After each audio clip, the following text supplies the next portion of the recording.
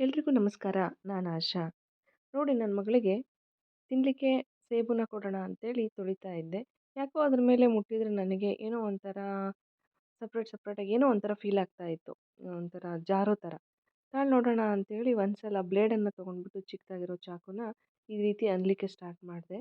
ನೋಡಿದ್ರೆ ಅಷ್ಟಷ್ಟು ದಪ್ಪ ದಪ್ಪ ವ್ಯಾಕ್ಸ್ ಬರ್ತಾ ಇದೆ. ನೋಡಿ ನಾವು ಹಣ್ಣು ತುಂಬ ಇಷ್ಟ, ತುಂಬ ಒಳ್ಳೆಯದು ಅಂತೇಳಿ ಜಸ್ಟ್ ತೊಳ್ಕೊಂಡಷ್ಟೇ ತಿಂತೀವಿ. ಆದರೆ ಯಾವ ರೀತಿಯಾಗಿ ನಮಗೆ ಒಂದು ಕಲಬೆರಕೆನ ಮಾಡಿರ್ತಾರೆ. ಸೇಬು ಚೆನ್ನಾಗಿ ಫಳಫಳ ಅಂತ ಹೊಳೀಲಿ ಅಂತೇಳಿ ಈ ರೀತಿಯಾಗಿ ವ್ಯಾಕ್ಸ್ ಮಾಡಿದ್ದಾರೆ. ಈ ಕಲರ್ ಇರೋ ಸೇಬುದಲ್ಲೇ ಇಷ್ಟೊಂದು ವ್ಯಾಕ್ಸ್ ಬಂದರೆ ತುಂಬ ರೆಡ್ ಕಲರ್ ಇರುತ್ತಲ್ಲ ಅದರಲ್ಲಿ ಅಷ್ಟು ವ್ಯಾಕ್ಸನ್ನು ಹಾಕಿರಬೇಡ.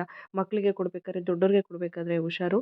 ಸಿಪ್ಪೆನ ತೆಗೆದ್ಬಿಟ್ಟು ಸಿಪ್ಪೆನ ಎರ್ಜ್ಬಿಟ್ಟಾದರೂ ಕೊಡಿ. ಇಲ್ಲ ಅಂದರೆ ಈ ರೀತಿ ನೀಟಾಗಿ ಕ್ಲೀನ್ ಮಾಡಿ ಆದರೂ ಕೊಡಿ. ಬೆಟರು ಸಿಪ್ಪೆನ ಬಿಟ್ಟು ಕೊಡೋದು. ನಮಗೆ ಸಿಪ್ಪೆಯಲ್ಲಿ ತುಂಬ ಅಂಶ ಇದೆ ಅಂತೇಳಿ ನಾವು ಸಿಪ್ಪೆನ ತಿನ್ನೋ ಅಭ್ಯಾಸ ನಮಗಿರುತ್ತೆ. ಆದರೆ ಈ ರೀತಿಯಾಗಿರ್ತಕ್ಕಂಥ ವ್ಯಾಕ್ಸ್ ಹೊಟ್ಟೆ ಒಳಗೆ ಹೋದರೆ ಎಷ್ಟು ಕಷ್ಟ ಅಲ್ವಾ? ನೋಡಿ ದಯಮಾಡಿ ಮಕ್ಕಳಿಗೆ ಕೊಡಬೇಕಾದ್ರೆ ಹುಷಾರಾಗಿ ಕೊಡಿ.